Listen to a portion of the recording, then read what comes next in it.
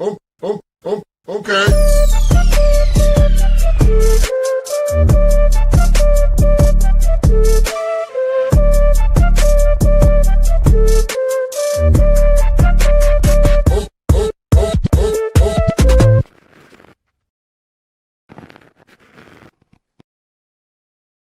Well, good afternoon, everybody, and welcome to the Daily Herold here on Badlands Media. I'm your host, Jon Herold, and happy Wednesday. Full disclosure and softdisclosure.com. This is a pre-recorded episode. I am heading to the airport because I'm heading to Cocoa Beach, Florida for GART 10, and I cannot wait to get down there. If you guys haven't yet, I would encourage you to get your tickets, badlandsmedia.tv/events. Also, every time we have a GART, isn't it weird how the same cast of characters, you know, the co-conspirators, as I mentioned a few weeks back, always seem to do their anti-Badlands vitriol on these days leading up to our events. It's kind of weird how that happens. Must be just a coincidence. Just keep your eyes out for that. We're kind of fully expecting it, prepared for it. But anyway, that's besides the point. Get your tickets. Can't wait to be down there. It's going to be a great weekend. But yeah, that's why I'm pre-recording this episode. We also pre-recorded tonight's Power Hour. We recorded that last night. And a lot of what we talked about last night had to do with the elections. We had multiple topics that we were going to get into, and we ended up basically just talking conceptually about election stuff. And it was a good episode. It was we spent a lot of time on it. So I don't know how much I'm going to spend on it in this episode, but we'll see. Real quick, our sponsors for today's show, and I'm not even going to pull up the videos. Get you guys some Bitcoin. Stack your sats. The Bitcoin prices come down a little bit. It's a buying opportunity. I'd highly encourage you to take advantage of it. Badlandsmedia.tv/river. Also, guys, if you're going to get Bitcoin, you got to store it in a cold storage wallet. Badlandsmedia.tv/trezor, TREZOR. But yeah, let's buzz through a few things because this will be a shortened episode since I got a lot to do still before I get out of here. No update on the Doge website. The government shutdown continues. I believe we may have broken the record now. What is the longest government shutdown in history? I know, like, it's today. I just don't know if it's 36 consecutive days. So, we've broken the record. It's ongoing. Yay! Congrats to everybody. It happened. We are the record holders of the shutdown. Amazing. Okay, so still ongoing. There's whispers and rumors that they're going to end it now that the elections are over. And I wouldn't be surprised if they use that as a, they admitted themselves. They're using it as leverage. I can't remember the girl's name, but the second in charge for the Democrats under Jeffries was like, it's the only leverage we got. So that's what they used it for. Now, what were they using the leverage for? Was it these elections right here? Did they want things to be bad for people so that they would vote against Trump and give Trump put forth an anti-Trump mandate? Maybe it's hard to think that way when you believe your elections are fraudulent. It doesn't really matter what you guys do when you can dictate the outcome of the elections anyway.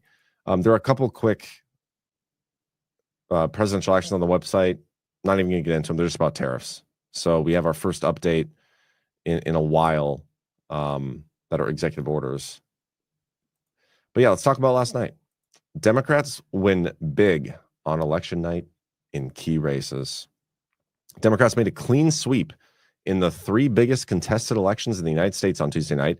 The winners include Zohran Mamdani, a Muslim and self-described democratic socialist who will become the next mayor of New York City. Wild. In New Jersey, Mickey Sherrill is projected to become the next governor, and in Virginia, Abigail Spanberger will become the state's first female governor. And our fellow Democrat Jay Jones will defeat incumbent Republican Attorney General Jason Miyares. California voters approved Proposition 50, a constitutional amendment allowing the state to use a new map for the U.S. House districts that favors Democrats. Pennsylvania's voters kept 3 incumbent Democrats on the state Supreme Court, preserving their party's 5-2 majority.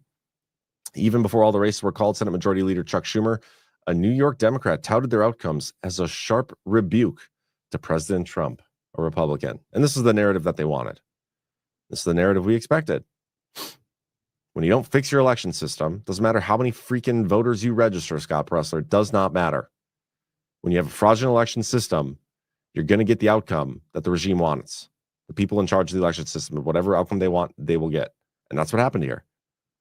And the narrative they needed, especially, transitioning from these off-year elections into next year's midterms, which I hate to even talk about the midterms because we're so far out and elections are fake and gay anyway. But this is the narrative they want. When we're operating in an info war, these are the things you pay attention to. What narratives are they pushing? What are the goals behind those narratives? What are they trying to accomplish? They wanted the optics of a rebuke of Donald Trump, and they are going to use what happened last night as that rebuke, as that narrative. And you see the excuses flying like crazy. It's so funny. We just didn't have good candidates. We didn't register enough. We didn't have the turnout. We didn't do this. We got to do this better. We got to focus on the economy. No, what? Actually, I think it was Vivek Ramaswamy who had a video he put out last night. Let's see if I can find it. Where he knows what we got to do. This is it. This is the answer. These are the lessons from last night without any sugarcoating. So, you diabetics, we're safe here. We got our asses handed to us in New Jersey, Virginia, and New York City. Democrats swept all three. There's two key lessons for Republicans. Listen carefully. Number one, our side needs to focus on affordability. Make the American dream affordable. Bring down costs, electric costs, grocery costs, healthcare costs, and housing costs, and lay out how we're going to do it. And number two, cut out the identity politics. It doesn't suit Republicans. It's not for us. That's the woke left's game, not ours. We don't care about the color of your skin or your religion. We care about the content of your character. That's who we are. Okay, Martin Luther King. Are we, have we been not focusing? Like, just election fraud stuff aside, let's pretend that they're legitimate and we legitimately lost the election because we're bad on policy issues, whatever. Has our side not been focused on keeping costs down? Like, the Republicans are the party that are doing the Doge, even though we haven't seen the effects of it or whatever. We're the ones trying to cut spending, reduction in force from government, cutting all these trade deals, tariffs, all these things. Like, the Republicans are that party, dumbass. So I don't even know what he's talking about there. And then the identity politics, we're not that party either. Like, what is he talking about? Like, of all the excuses, like, you can give me the arguments of bad candidates, and I agree, we did not have great candidates. Part of that is because our elections are fraudulent in the primaries too, and we can't even get the good candidates to this level. And so at this point, when it gets to this level, it doesn't even matter because it's either the Democrat communist that they want or freaking Andrew Cuomo, who's another regime puppet. You could argue that he could be controlled, all those things, whatever. But do you understand what I'm saying? I know this audience does, and I'm kind of preaching to the choir. You guys understand this. But it's remarkable, the excuses that these people will put forth. And it's every excuse in the book except for election fraud. Why is that? Why won't any of these people ever be like, hey, there is no way, even in New York City, a deep blue city, a deep blue state, even with election, you cannot tell me that many people voted for an actual communist and got him the win. You can't come up with excuses for candidates or policy or all this stuff. That's election fraud. There is no other explanation. You guys will come up with every excuse in the book, except for that. And it makes you wonder why. It's because these people need to protect the system, the fraudulent election system. They're not your friends. They're not your allies. Doesn't matter what they call themselves, Republicans, conservatives. We don't need to unify with these people because these people are protecting the system that is destroying our country.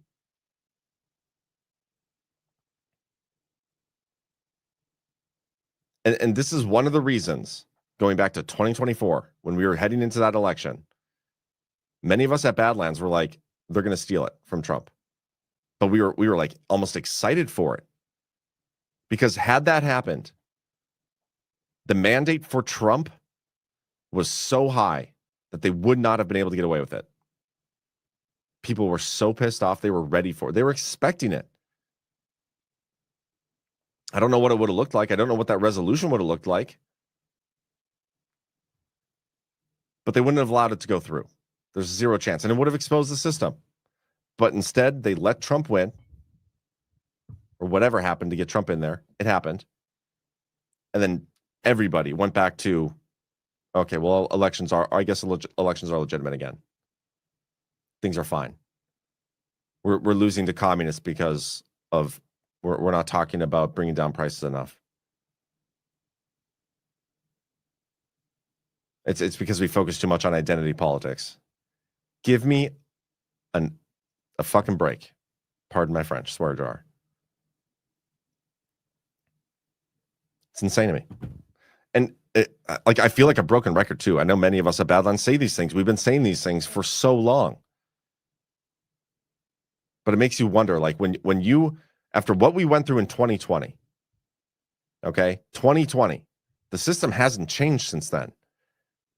If anything, we had 4 years of the Biden administration, whatever that even means, where they entrenched themselves even further. We've had executive orders. We've had all these things, like we've had stories and discussions about fixing elections. We haven't seen the tangible effects of any of it yet.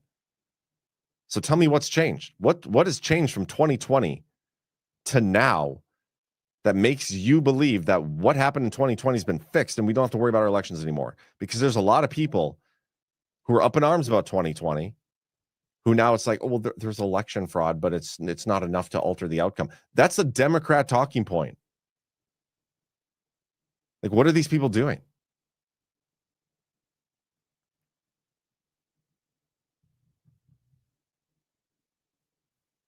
Sorry, I did not plan on like yelling at you guys.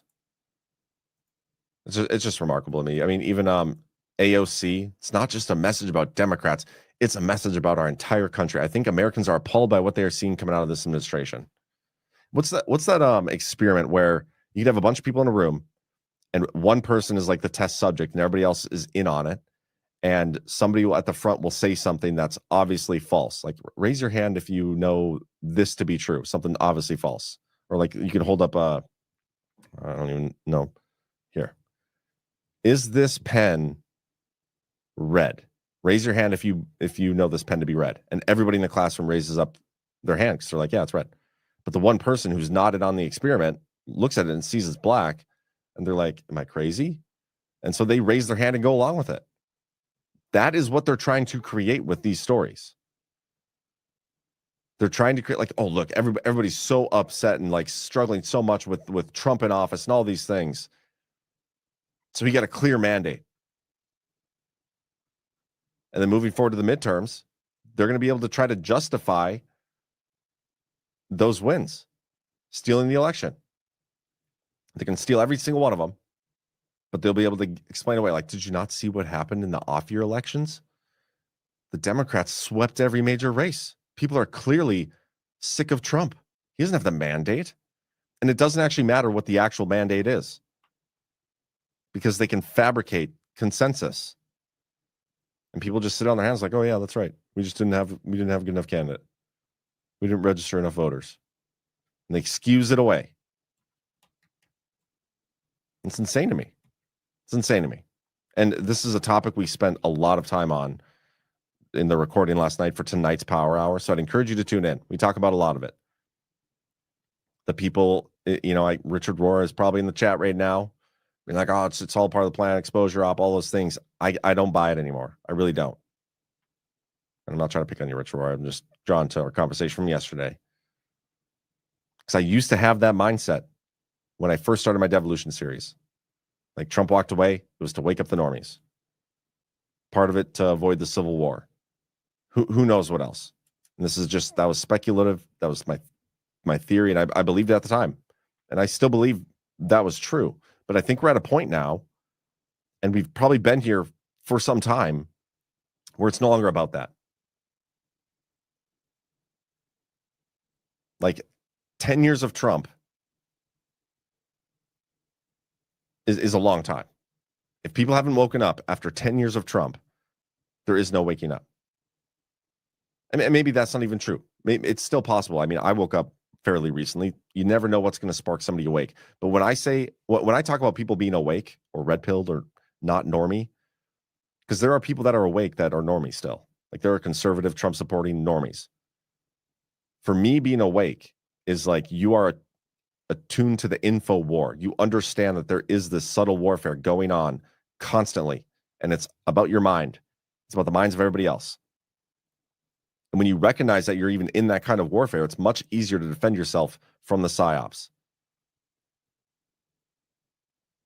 And there's a big portion of people that are aware of the psyops, aware of the info war, but excuse away everything that they don't like or everything that isn't good as being part of some plan. And maybe it is true. It's possible that's true. But the fact that we don't know that for sure should be concerning to people. Because that's a total guess. You have no actual idea. And it's very difficult, as I said yesterday, for me to live in a situation where I'm putting all my eggs in a basket that I don't even control. And I don't even know what else is in that basket. I put my eggs in my own basket. I carry my own eggs, or at least try to.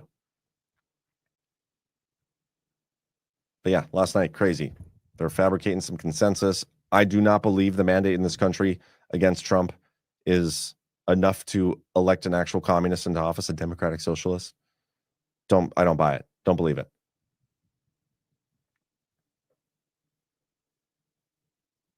But I also have to be blunt and honest too. In the last year of Trump, we've seen a lot of good moves laying the groundwork for a lot of future windfalls. But none of us, or at least I shouldn't say none of us, because I don't know. I can't speak for anybody else. But me personally, I have not experienced any of those windfalls in my life. I haven't noticed the effects of the tariffs making my groceries cheaper. Although my girlfriend does most of the grocery shopping. But yesterday I went to the grocery store. It wasn't cheap. Like there are our day-to-day lives. Not much has changed since Biden is in office. Even though we're told a lot of things are being changed. And that's something we have to be brutally honest about. But even so, things just in the country as a whole are a lot more, I don't want to say calm. I wouldn't say calm. Steady. And you can see the moves, like you can see the groundwork being laid if you're paying attention. A lot of these things are being prepared. It's the switch theory stuff. As soon as that switch is flipped, it's go time, baby. But we're not there yet. But I'm excited for us to get there for sure. And maybe that'll happen before the midterms, and then it'll be, I don't know, more obvious of election fraud. I can't explain things away as waking up the normies anymore. It just doesn't make sense. It doesn't make logical sense to me. And I'll try to tune into the chat while this is going live, and maybe somebody out there has a really good explanation that I'm missing. But I'd encourage you guys to tune into tonight's Power Hour, where me and Bernie Bright spend pretty much the entire episode talking about this topic and like the surrounding, the stuff on the periphery of it. But also, another great reason to get your GART ticket is because I feel like this is going to be a topic that is heavily put forth this weekend. And I think it's important. It's important to have these discussions. It really is. And we're never going to say the things that you want to hear. We're going to say the uncomfortable truths. It just is what it is. Okay, I got to buzz through a couple more things here before I pop off. Musk's ally, Jared Isaacman, has been renominated to lead NASA. I was kind of hoping for General Quast here. But nope, it's Jared Isaacman. President Trump announced on Truth Social that he is renominating Musk ally, entrepreneur, and astronaut Jared Isaacman to serve as the next NASA administrator of NASA, praising his leadership and vision for America's space program. Jared's passion for space, astronaut experience, and dedication to pushing the boundaries of exploration, unlocking the mysteries of the universe, and advancing the new space economy make him the right person for this mission. Isaacman is a billionaire entrepreneur, pilot, and philanthropist. He's partnered closely with Elon Musk's company SpaceX on several groundbreaking missions, including the all-civilian Inspiration 4 mission in 2021 and the ongoing Polaris program. Musk has publicly praised Isaacman's achievement, calling them major milestones in expanding access to space. I wanted to check Trump's Truth Social. I forgot to do that.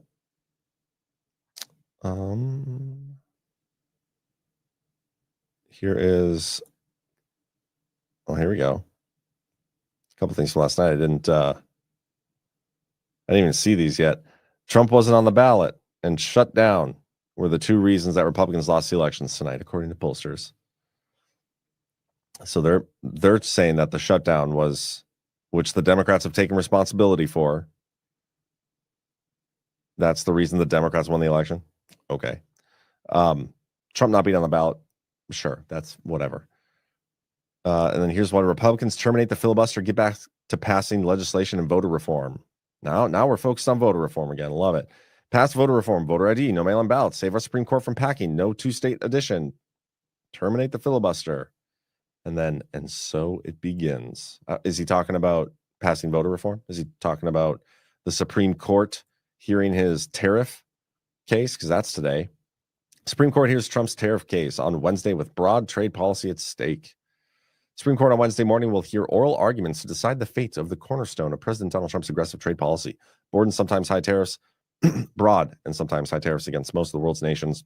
Lower federal courts have ruled that Trump lacked the legal authority he cited under the International Emergency Economic Powers Act to impose the so-called reciprocal tariffs on imports from many U.S. trading partners and fentanyl tariffs on products from Canada, China, and Mexico. The court said Congress, not the president, has the power to enact tariffs in this manner. This is going to be an interesting one. You know, the president has won most of these legal challenges, but I did find it interesting, and I pointed this out on my social media yesterday. There's two posts yesterday that Trump posted that I think are notable, and we talked about one of them. I think we talked about this one on the show yesterday.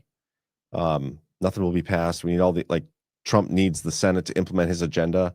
Like, crazy to me for him to say that. He's like, we can't save our country unless the Senate ends the filibuster. Like, that's hilarious. But then another one he issued yesterday, later after the show, was this: tomorrow's United States Supreme Court case is literally life or death for our country. With the victory, we have tremendous but fair financial and national security. Without it, we are virtually defenseless against the other countries who have for years taken advantage of us. Our stock market is consistently hitting record highs, and our country has never been more respected than it is right now. A big part of this economic security created by tariffs and the deals that we have negotiated because of them. Thank you for your attention to this matter. The Supreme Court case, he is saying, is life or death. If they don't rule in our favor, in Trump's favor, our country's going to die. And so in a matter of 12 hours yesterday, Trump truthed out that the future of our country, the country that he has told us he's given us back to we the people, it's fully dependent on the Senate and SCOTUS. Senate, illegitimate. Talked about that before. SCOTUS, you could argue, is illegitimate. They have at least one illegitimate nominee on there. You could argue more. I don't know how many Trump, I can't remember. Trump nominated 3. As a whole, you could argue it's illegitimate. But that's who we're depending on? No. It's comical.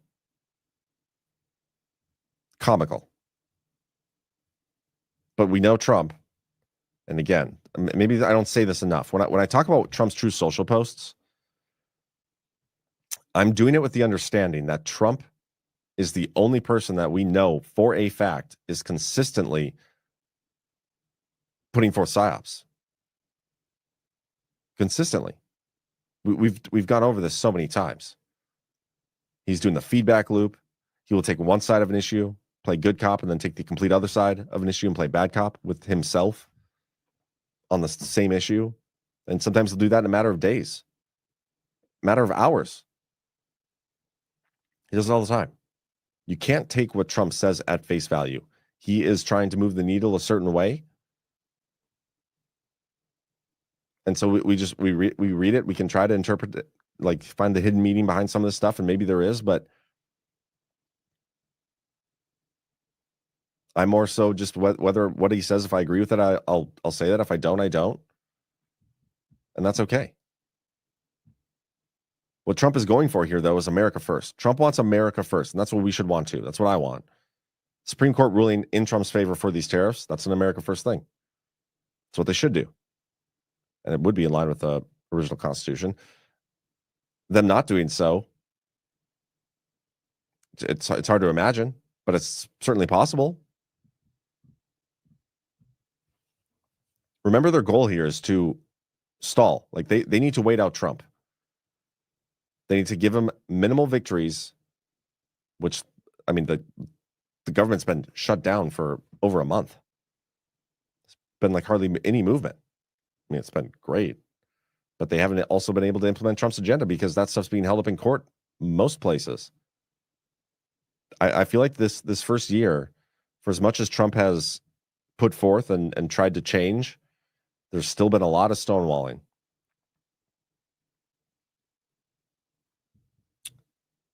And the Senate, every day they go by with not ending the filibuster. And by the way, yesterday I got a DM, I can't remember who it was from, but they made a good point, even though I'm still not sure how I feel about it. Like, I would love to see Trump rip the Band-Aid off. I don't think he needs Congress to do it, though. Like, I feel like Trump himself can be the one that implements all these things, whether or not the Senate ends the filibuster. Like that's my stance on this. The message I got, you know what? I'll even read it. I won't say who it's from, just to not put anybody on the spot. But I think most of you guys in the audience will probably agree, because this is kind of what Trump is putting forth. Regarding the filibuster, it's obvious that the Dems are going to empty the clip and use all means available. So there is a case to be made for using it first. It'd also be down for a mini cleansing period, clean out the judicial rot, replace the senior executive service with true patriots, and the filibuster to move faster through that phase. Totally understand. Then we help Congress do their job and pass legislature that Democrat-proofs the country, so when the pendulum swings back, they have no punch. And then this is what this person says about me. He says, you're saying killing people is wrong no matter what. He is saying, if we don't take the knife off the counter, the crazy person will, and it'll end up bloody fast. And if anyone gets stabbed, it's not America. It's been happening for 70 years, maybe more. Enough's enough. I get that argument, but where I'm coming from is it doesn't make sense that we have to rely on the Senate to be the ones to take that knife on the table and use the weapon. Like, I believe that Trump has the authority to implement all these changes that we need without relying on an illegitimately elected, fraudulently elected Congress. And I don't trust them with or without the power of the filibuster, whatever. I don't trust them at all. Not while we have fraudulent elections. The only person that I do trust in government at this point is Trump. And if this is the path, like if we're operating in the normie battle space and he needs to implement his agenda, and the only way to do it is for the Senate to end the filibuster and implement all these changes, that's fine. But I don't think he needs to rely on them to do it. That's my point. I'm not saying he needs to govern by dictatorship or any of that stuff. I just think it is well within his legitimate constitutional concern or powers and original authority to implement all the changes needed to get us on the right track and rip the Band-Aid off without ending the filibuster. I don't think we need it. Like, especially like when it comes to our election fraud stuff, he is the one that is in charge of the law of this country. He's supposed to uphold and protect the Constitution, and he's the ultimate authority to do so. If our elections are being stolen from us, you're damn right that he has the power and the responsibility to fix that shit. And I fully believe he does, and I fully believe he's aware of it too. But for whatever reason, we're still operating within the normie battle space. And I think, as we discuss on the Power Hour that you'll watch tonight, I don't think it's about the normies. I think it's about the people that are awake and are aware of what's going on. So I'd encourage you to tune in. And guys, I almost went a half an hour here, which is what I said I was going to do to myself, because I got to get out of here and get a couple things done before I get to the airport and head on down to Cocoa Beach, Florida. I cannot wait for this weekend. You guys will not be disappointed by tuning in. Get your ticket, badlandsmedia.tv/events. It's going to be a great event. We'll put out as much content into the Telegram chat as we can. Try to do better about this.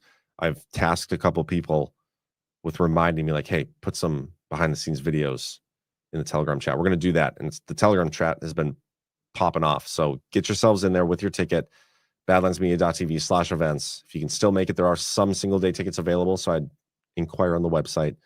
But looking forward to this weekend. Looking forward to seeing you guys. You Badlanders are awesome. And do me a favor, hit that thumbs up. There will be no show Thursday. There will be no show Friday. Likely no show Monday. And possibly no show Tuesday, because I will be driving my girlfriend back up here with her stuff from Florida. Literally driving across country. Going to get here as quick as I can.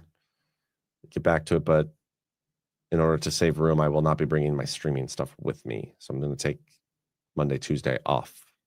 But if I get back in time for Tuesday's show, I will do it. But anyway, hit that thumbs up. Get yourself some softdisclosure.com. Get yourself a badlandsmedia.tv/events GART ticket. And I'll see you in the chat tonight on the Power Hour. You guys have a wonderful rest of your Wednesday. Before skincare went synthetic, people used something simple, something real, tallow. Grass-fed and finished beef tallow is packed with vitamins A, D, E, and K. Nutrients your skin actually knows what to do with. It locks in moisture, restores elasticity, and defends against winter dryness. No water, no preservatives, and no BS. Unlike plant oils or chemical creams, tallow mimics your skin's own structure. Elbows, hands, knees, post-shave, anywhere your skin's crying for real moisture. Perfect for gifting or keeping your own skin soft when the cold hits. Visit softdisclosure.com and use promo code Badlands for 15% off. Ancient care, modern truth. Soft disclosure. 0. 1. Extra, extra, read all about it. 2. 3. Let's get started.